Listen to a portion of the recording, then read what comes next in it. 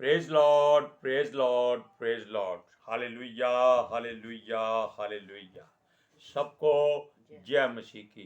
परमेश्वर हमारा परमेश्वर नहीं, सारे जगत का, सारी सृष्टि का, हर धर्म का, हर मजहब का, हर जाति का, हर कौम का, हर देश का और हर राज्य का, हर गांव का, हर बस्ती का, हर मोहल्ले का, हर घर का वो परमेश्वर है।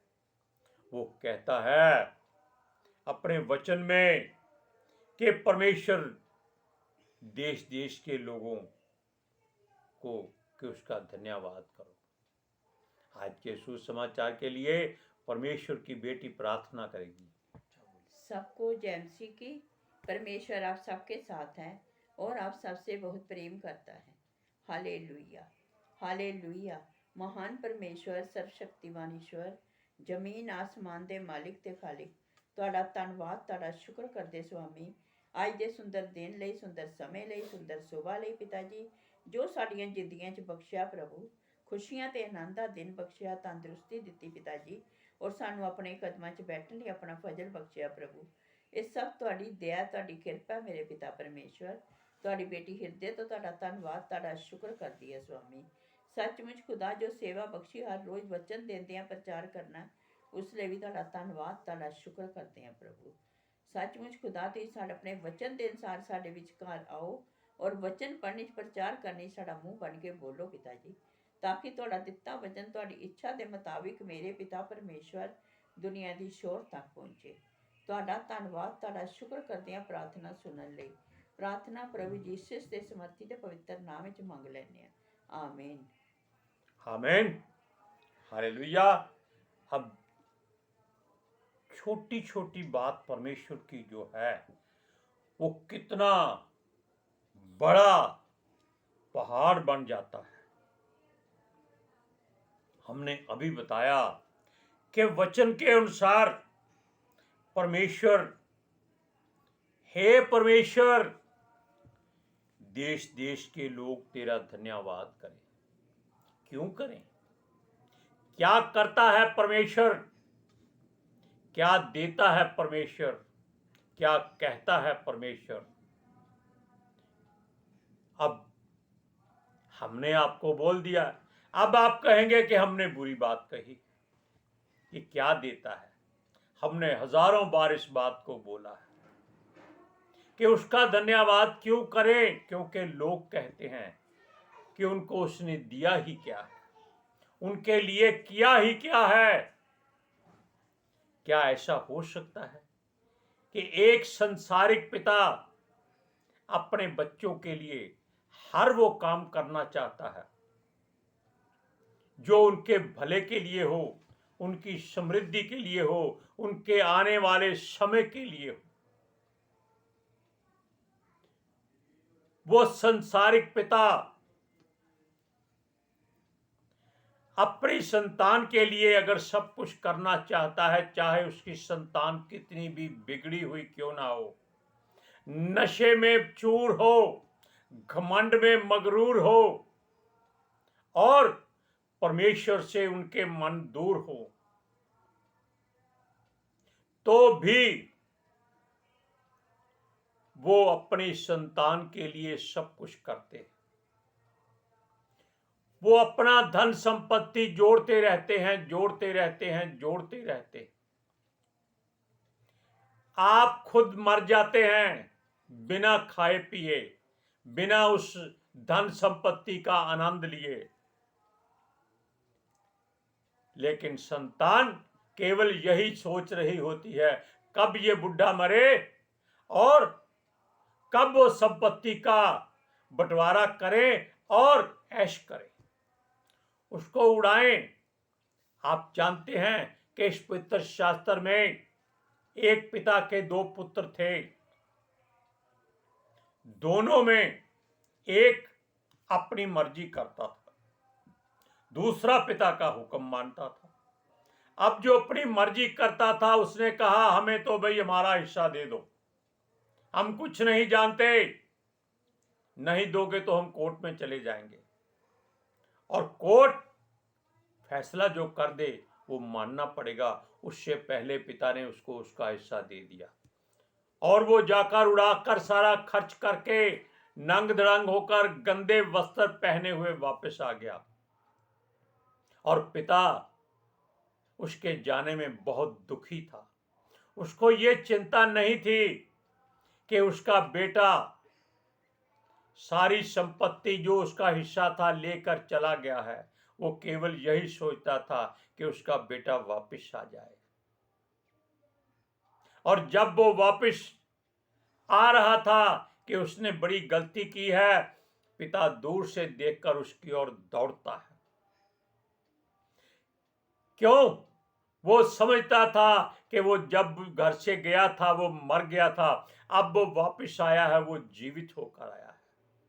जीवित का मतलब है कि उसने अपना मन परमेश्वर की ओर लगाया है। जो पहले दूर था अब पास है। अब ये बात अगर हम सोचें कि संसारिक पिता अपने बच्चे के लिए ऐसा सोचता है, तो हमारा आत्मिक स्वर्गीय पिता कैसे ना हमको सब कुछ देगा, क्यों ना देगा। लेकिन संसार ऐसा मूर्ख संसार है, ऐसी दलदल है कि जो केवल दूसरों पर छींटे डाल सकती है, दूसरों को गंदा कर सकती है, दलदल अपने आप को शुद्ध नहीं कर सकती। Hallelujah, praise Lord. लेकिन हमारा परमेश्वर ऐसा सर्वशक्तिमान, परम प्रधान, सर्वव्यापी, सर्वगुण संपन्न, वो कहता है जो मनुष्यों से नहीं होता वो परमेश्वर से हो सकता है। वो उस दलदल में मीठे जल की धाराएं बहा देता है, दलदल खत्म हो जाती है और उसमें कमल जो खिले होते हैं वो निकाल लेते हैं, क्योंकि उनके बीज, उनके फल बहुत स्वादिष्ट और खाने वाले होते हैं। लेकिन हम वापस आएंगे उसी बात पर कि वचन कहता है, हे परमेश्वर, देश देश के लोग तेरा धन्यवाद करें। अब देश देश के लोग अलग अलग जाति के, अलग धर्म, अलग मजहब के लोग हैं, अलग भाषा है, अलग बोली है, जिनको केवल परमेश्वर जान सकता है, समझ सकता है। सूरज प्रमाणी ये एक बात कही हमको बहुत अच्छी लगी थी। वो कहता है जो एक ही भाषा में अपने लोगों को समझ और अकल देता है, केवल अपनी भाषा में, एक ही भाषा में, वो संसार का परमेश्वर ईश्वर नहीं हो सकता। कितनी बड़ी बात है इसमें। और जो सारी भाषाएं जानता है, सबके हृदयों के मन की बात जानता है, वो सर्वशक्तिमान परमेश्वर है और उसका नाम सेनाओं का यहोवा है। हम उसके इस वचन पर बहुत आनंदित होते हैं। हमारे पास्टर जी भी बहुत अच्छा प्रचार करते हैं, हम सुनते हैं कभी कभी, रोज नहीं। क्यों? हमारी पत्नी ठीक नहीं थी, हमारा ध्यान उसकी तरफ था, क्योंकि परमेश्वर ने जीवन साथी दिया है। हम इसके लिए विनती प्रार्थना करते रहते थे और जब समय आता था परमेश्वर के चरणों में बैठकर इन वचनों को आपके लिए तैयार करते थे, ताकि हमारे हृदय की बात आप तक भी पहुंच जाए और आप भी हमारे लिए दुआ प्रार्थना करें। हालेलुया। हम फिर वापस उस बात पर आएंगे कि देश देश के लोग तेरा धन्यवाद करें, देश देश के सब लोग तेरा धन्यवाद करें, राज्य राज्य के लोग आनंद करें और जय जयकार करें, क्योंकि तू देश देश के लोगों का न्याय धर्म से करेगा। क्यों करेगा? क्योंकि वो परमेश्वर है, वो न्यायी है, सच्चा है। उसने कोई धर्म नहीं बनाया, उसने धार्मिकता बनाई है। धर्म केवल उसका पेन है, उसकी कलम है, उसकी सोटी है, उसकी डांग है, उसकी तलवार है, उसका वचन है। हालेलुया। क्योंकि पृथ्वी के राज्य राज्य के लोगों की वो अगुवाई करेगा। क्यों करेगा? इसलिए करेगा क्योंकि ये सारी सृष्टि में वो ही एक राजा है, बल्कि वो महाराजा है। जो लोग कहते हैं उसने हमारे लिए किया ही क्या है, वो कहता है मैंने तेरे लिए कुछ नहीं किया है, क्योंकि तू अपने मुंह से कबूल कर रहा है। तुझे विश्वास नहीं है, भरोसा नहीं है, तुम्हारी इच्छा ही नहीं है, तुम्हारी आंखें नहीं खुली हैं जो तू देख सके कि परमेश्वर ने तेरे लिए क्या किया है। एक बार आईना देख, तुझे सब कुछ नजर आ जाएगा कि तेरे परमेश्वर ने तेरे लिए क्या किया है। तुझे इतना सुंदर मिट्टी से बनाया है कि तू संसार का हर काम कर सकता है, हर मसला हल कर सकता है, हर वस्तु को बना सकता है, हर बात की नकल कर सकता है। क्यों? मनुष्य नकल करना बहुत अच्छी तरह जानता है। हालेलुया। सुनिए, जब हम आईना देखते हैं तब ऐसे हम मूंछों पर ताव देते हैं कि हमें परमेश्वर ने कितना सुंदर और स्मार्ट बनाया, लेकिन बाद में याद आ जाता है, अरे भाई उसकी एक सांस अगर टूट गई तो ये सब मिट्टी हो जाएगा, इस पर घमंड मत करो। Hallelujah, praise Lord. अब इन वचनों को पहले पढ़ लीजिए और सुन लीजिए। भजन संहिता 67 का 3 और 4 वचन। हे परमेश्वर, देश देश के लोग तेरा धन्यवाद करें, देश देश के सब लोग तेरा धन्यवाद करें, राज्य राज्य के लोग आनंद करें और जय जयकार करें, क्योंकि तू देश देश के लोगों का न्याय धर्म से करेगा और पृथ्वी के राज्य राज्य के लोगों की अगुवाई करेगा। क्योंकि परमेश्वर के बिना कोई नहीं जानता कि मनुष्यों की अगुवाई कैसे करी जाए। जानवर तो कर नहीं सकते, मनुष्य को इसलिए उसने बनाया था, एक तो वो उसकी महिमा करे, एक वो उसका मंत्री संतरी सेनापति सब कुछ बनकर उसकी सारी सृष्टि की वस्तुओं को संभाल के रखे। लेकिन मनुष्य का कभी पेट नहीं भरता, नीयत कैसे भरेगी? परमेश्वर चाहता है कि राज्य राज्य के लोग आनंद करें और जय जयकार करें। ये जय जयकार उसकी करते हैं जो इनको धन बढ़ाने का समाचार देता है।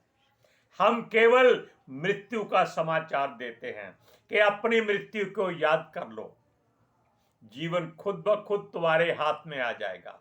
कैसे आ जाएगा?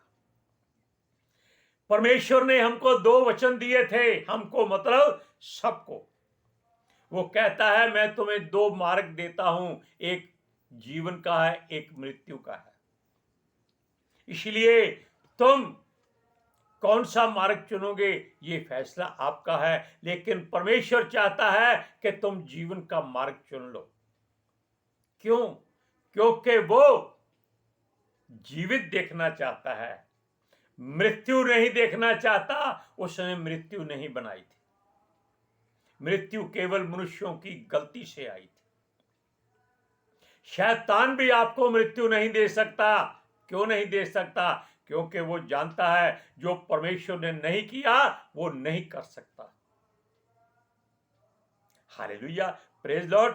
आपने इन वचनों में जो बात सुनी कि राज्य राज्य के लोग आनंद करें, जय जयकार करें, वो कहता है आप दुख में हो, सुख में हो, गरीबी में हो, अमीरी में हो, बीमारी में हो, तंदुरुस्त हो, गर्मी में हो, सर्दी में हो, पहाड़ पर हो, जमीन पर हो, धरती के किसी भी इलाके में क्यों ना हो, सबसे पहले आंखें खुलने के बाद एक शब्द कहो, परमेश्वर तेरा धन्यवाद हो। इतना कहने से ही परमेश्वर का सिंहासन हिल जाता है कि किसी ने उसको हृदय से याद किया है, उसका धन्यवाद किया है, उसकी बातों पर विश्वास किया है और परमेश्वर पर भरोसा किया है। क्योंकि हम बहुत बार वचन पढ़कर सुनाते हैं, परमेश्वर का वचन उसको क्या कहना है, तेरी बातों के खुलने से प्रकाश होता है और भोले लोग समझ प्राप्त करते हैं। क्यों करते हैं? क्योंकि परमेश्वर किसी को मूर्ख नहीं देखना चाहता, वो समझदार बनाता है, अकल देता है, ज्ञान देता है।